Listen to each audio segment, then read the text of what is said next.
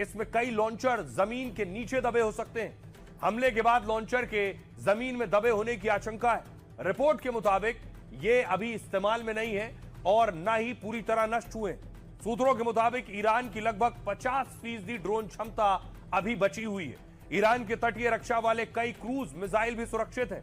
Report के मुताबिक तटीय सैन्य ठिकानों को ज्यादा निशाना नहीं बनाया गया, इस वजह से ईरान की मिसाइलों के अब भी सुरक्षित होने का दावा है।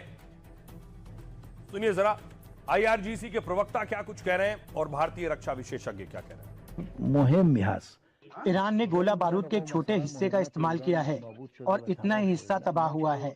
आप हमारे हथियारों के मुख्य उत्पादन भंडार नहीं ढूंढ सकते और अगर खोज भी लिया तो उन्हें नुकसान नहीं पहुंचा पाएंगे। जमीनी संघर्ष में हम ऐसा कुछ करेंगे कि कोई भी अमेरिकी सेना में शामिल होने की हिम्मत नहीं करेगा। अमेरिका में आने वाली पीढ़ियां सेना से नफरत करें। हम उन्हें ऐसा सबक सिखाएंगे कि वे देशों पर हमला करने की हिम्मत नहीं करेंगे। अमेरिका की खुफिया एजेंसी ने ये रिपोर्ट दी है कि ईरान के 50% मिसाइल्स, ड्रोन्स और उनके लॉन्चर्स अभी भी इंटैक्ट हैं और शायद हो भी सकते हैं, क्योंकि जाग्रोस पर्वत की श्रृंखला के नीचे जो अंडरग्राउंड बेसिस हैं उसमें से कुछ तो ऐसे हैं जहां अमेरिका पहुंच नहीं सकता, पर ऐसे भी हैं जिनका पता ही नहीं है।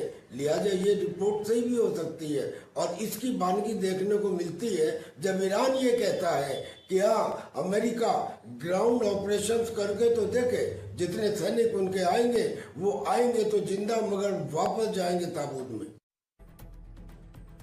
और इस बीच ईरान के पास हथियार है लेकिन अमेरिका के हथियारों पर अटैक हो रहा है। यूएसएस अब्राहम लिंकन पर अमेरिकी युद्धपोत पर ईरान ने हमला कर दिया है, मिसाइल हमला।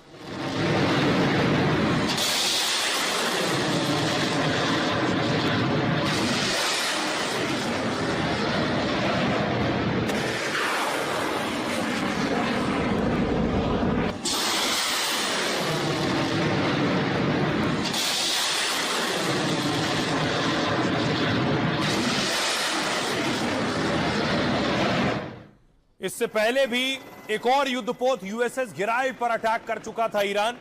गिराल्ड मरम्मत के लिए गया था, फिर वापस आ गया है समंदर में।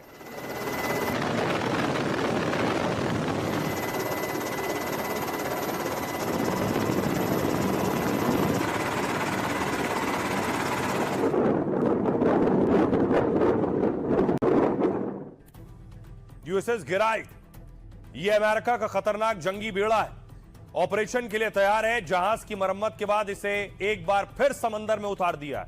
अमेरिका के मुताबिक यह जहाज क्रोएशिया के बंदरगाह से रवाना हो चुका है और अब किसी भी मिशन के लिए पूरी तरह तैयार है।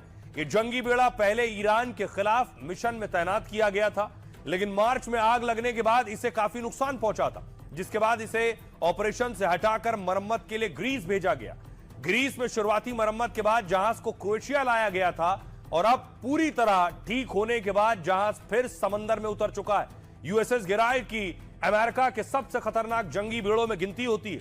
यह एक न्यूक्लियर पावर्ड एयरक्राफ्ट कैरियर है जो कि सालों तक दोबारा ईंधन भरे बिना चल सकता है। इस पर 75 से ज्यादा घातक सैन्य विमान तैनात रहते हैं। अत्याधुनिक रडार सिस्टम लगा है। यह 25 मंजिला इमारत जितना ऊंचा है। अरब सागर में भी अमेरिकी नौसेना के 12 से ज्यादा युद्धपोत मौजूद हैं। इनमें यूएसएस अब्राहम लिंकन और 8 विध्वंसक पोत शामिल हैं। फिलहाल यूएसएस गिराल्ड एक बार फिर मिशन के लिए समंदर में उतर चुका है। आइए आपको सुनवाता हूं, सुनिए जरा ईरानी कमांडर क्या कह रहे हैं इस पर। दुश्मन अगर जमीनी हमला करता है तो उनमें से एक भी जिंदा बचकर नहीं जाएगा। हम जमीनी लड़ाई के लिए तैयार हैं और ईरान में उनका इंतजार कर रहे हैं। वो हमारी जमीन पर आए तो उन्हें जिंदा जला देंगे। अब इन परेशानियों के बीच ट्रंप की और दूसरे देशों की एक परेशानी कि ईंधन, तेल, गैस नहीं आ पा रहा है, वो है हॉर्मूज से आना। हॉर्मूज पे आप देख रहे हैं अभी भी 400 जहाज खड़े इंतजार कर रहे हैं।